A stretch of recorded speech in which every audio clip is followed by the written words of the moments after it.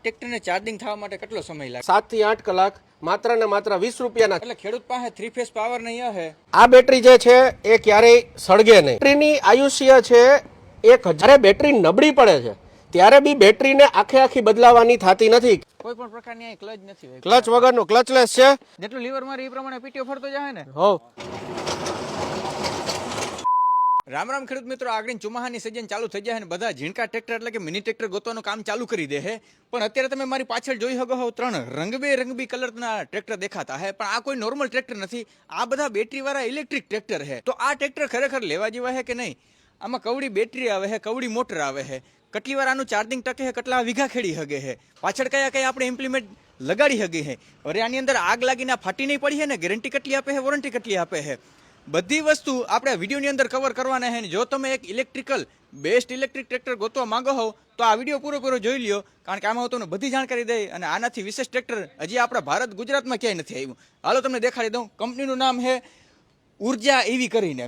આને આપણે ફિલ્ડ ઉપર હલાવીને જોવાના છે. હવે આગળ મેં તમને કીધું હતું કે ભાઈ આનાથી વિશેષ તમને ટ્રેક્ટર ક્યાંય જોવા નહીં મળે, કારણ કે આમાં વપરાતા એક સિંગલ પાર્ટ્સ આપણા ગુજરાતને પણ રાજકોટમાંથી જડી રહી છે. એવી કોઈ વસ્તુ નથી કે ચાઇનાથી બધી વસ્તુ ભેગી કરીને એક આવું ખોખું તૈયાર કરી દીધું. ના ભાઈ ના, ગુજરાતમાં જ સિંગલ પાર્ટ અહીંયા બધું બને છે. અને કોઈ પણ પાર્ટ્સ ખરાબ થઈ જાય ને તો અહીં તમને મળી જવાનો છે. આ ઇલેક્ટ્રિક ટ્રેક્ટરની પૂરી જાણકારી આપણે વિરાજભાઈ દેવાના છે. રામ રામ વિરાજભાઈ, કેમ છો? રામ, બસ એકદમ ફાઇન. હવે ડીઝલ ટ્રેક્ટર મૂકીને ઇલેક્ટ્રિક ટ્રેક્ટર લેવા પાછળનું કારણ શું? ઘણા બધા ફાયદા ઇલેક્ટ્રિક ટ્રેક્ટરના છે. જેમ કે સૌથી પહેલા વાત કરીએ તો ઓપરેશનલ કોસ્ટની. આજે મિની ટ્રેક્ટરની શ્રેણીમાં તમે જોવો તો 7 થી 8 કલાક તમે ટ્રેક્ટર ચલાવો તો આશરે 900 થી લઈ અને 1100 રૂપિયા જેવું ડીઝલનો ખર્ચો આવતો હોય છે, અલગ અલગ હોર્સ પાવર ને અલગ અલગ કંપનીના. પણ જનરલી 900 થી 1000 આવી જ જાય. હા, આવી જ જાય.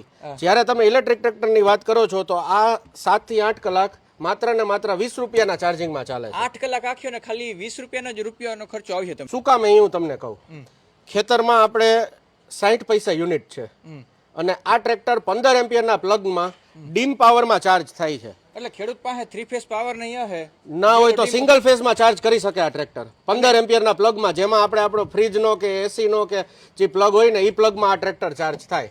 અને આ ટ્રેક્ટરને ચાર્જિંગ થવા માટે કેટલો સમય લાગે? આ ટ્રેક્ટરને ચાર્જિંગ થવા માટે 6 કલાક થાય જો બેટરી 0 હોય તો.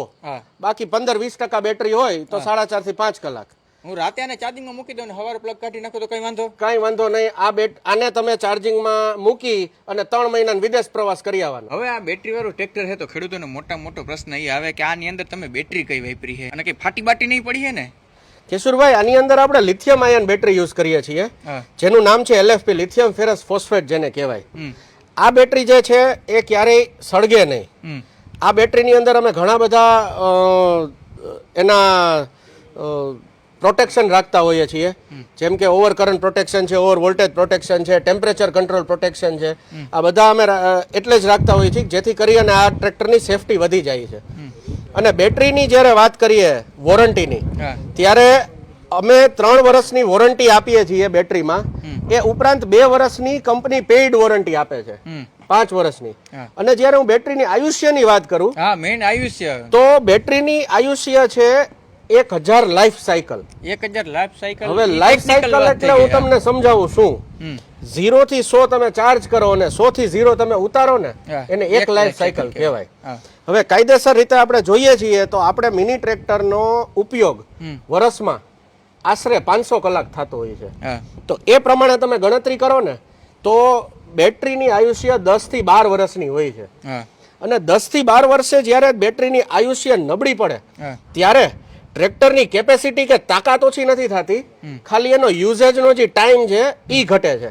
આપણે મોબાઈલમાં કેવી રીતે હોય, જ્યારે બેટરી નબળી પડે છે તો મોબાઈલમાં એનું પરફોર્મન્સ નથી ઘટતું, એનો ટાઈમ ખાલી ઘટે છે.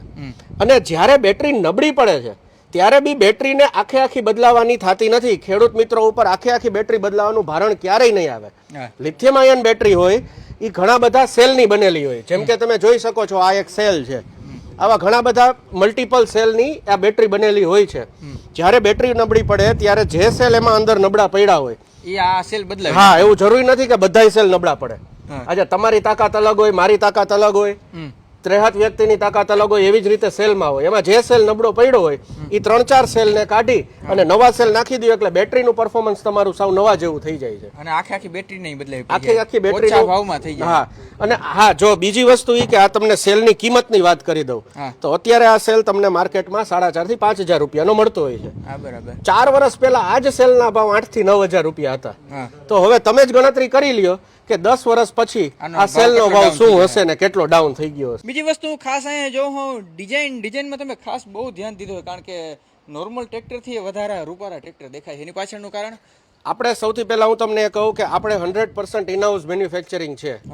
આપણે ચેસીસ થી લઈ અને બોનેટ સુધી બધી ડિઝાઇન આપણે ઇનહાઉસ કરેલી છે. આપણી પાસે ઇનહાઉસ ડિઝાઇનિંગનો આખી ટીમ છે અને અમે લોકો એકદમ એગ્રેસિવ અને મોડર્ન ડિઝાઇનમાં લઈ ગયા છીએ, જેથી કરી અને તમને એક ગર્વ મહેસૂસ થાય તમે ટ્રેક્ટર લઈને ગામમાં નીકળો કે તમે ટ્રેક્ટર લઈને ક્યાંય જતા હો તો. અને આપણે એવું નથી કે કોઈ બ્લેક કલર કે બ્લુ કલરમાં અત્યારે જે ડીઝલ પારંપરિક ટ્રેક્ટર આવે છે કેવી રીતે છે કે અમુક કંપનીઓ લાલ જ આપે છે, અમુક બ્લુ આપે છે, અમુક એવું નથી. તમને મારા ટ્રેક્ટરમાં 7 અલગ અલગ કલરના ઓપ્શન મળશે. Black, white, blue, red, green, yellow અને ઓરેન્જ. હા, જે કલર ને તમારે જોતો હોય. હા, ગાડીની જેમ તમને જે કલર જોતો હોય એ કલરનું ટ્રેક્ટર મળશે. આપણી પાસે કેટલા HP ના ટ્રેક્ટર અવેલેબલ છે? આપણી પાસે અત્યારે 15 હોર્સ પાવરનું ટ્રેક્ટર છે, 20 હોર્સ પાવરનું છે અને 25 હોર્સ પાવરનું ટ્રેક્ટર છે. 25 હોર્સ પાવરમાં તમને 4x4 નું પણ ઓપ્શન મળશે.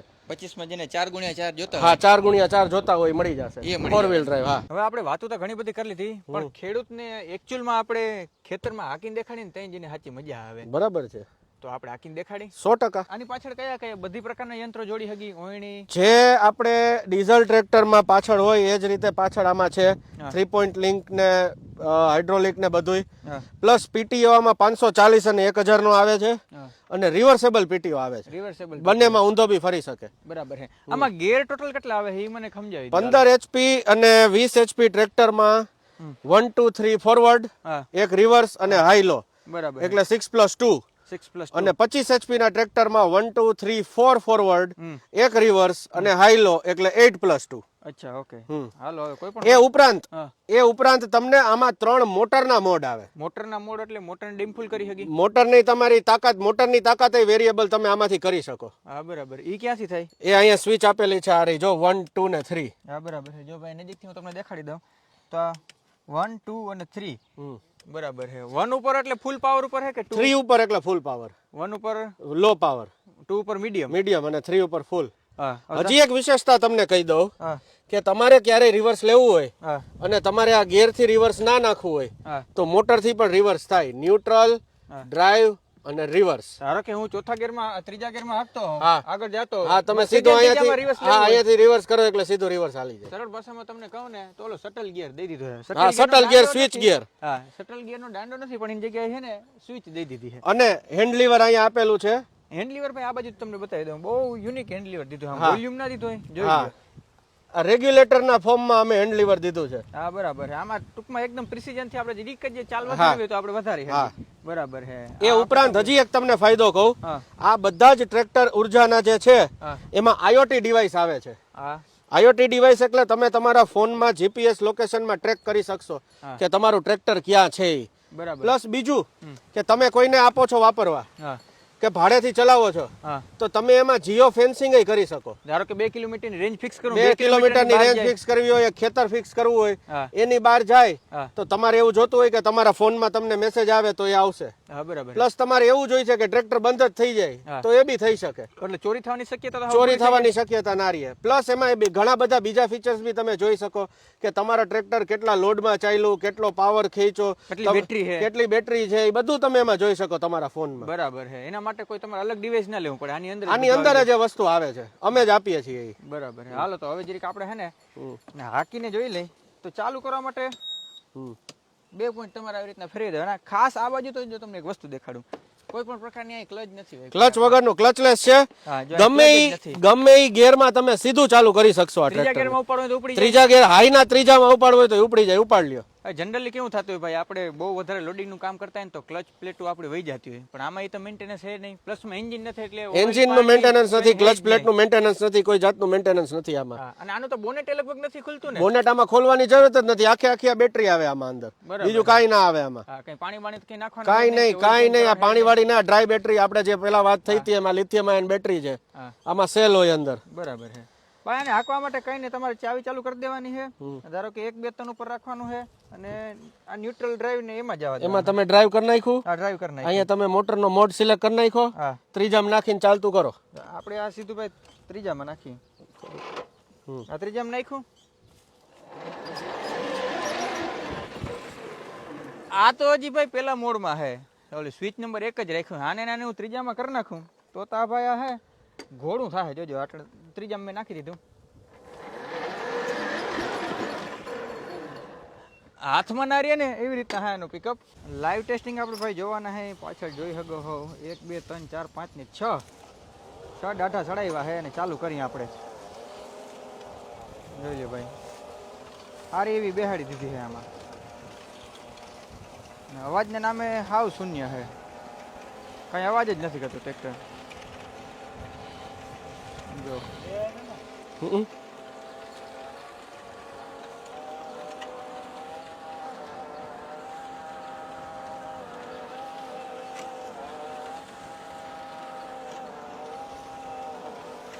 ભાઈ હલાવવામાં તમે જોઈ શકો છો, હાર્ડ માટી છે તો જોઈ લો. દાંતી ને બધું તમે જોઈ શકો છો.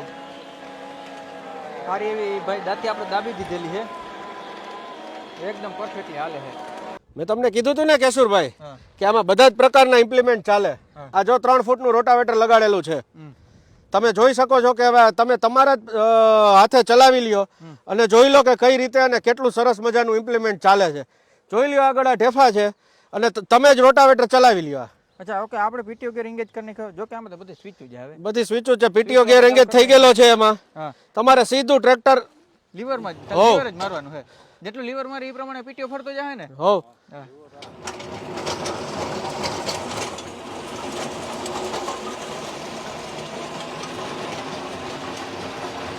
પાછળની ભાઈ તમે ધૂળ જોઈ શકો છો, એકદમ ધૂળ કરી નાખે છે. મોટા ઢેફા છે ને તો એકદમ ધૂળ કરી નાખે છે.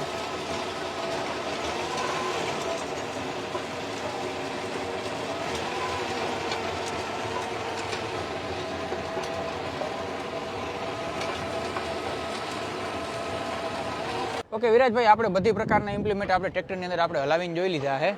તો હવે આ ટ્રેક્ટર આ ખેતી કામ સિવાય બીજા કયા કયા કામમાં ઉપયોગ આવે?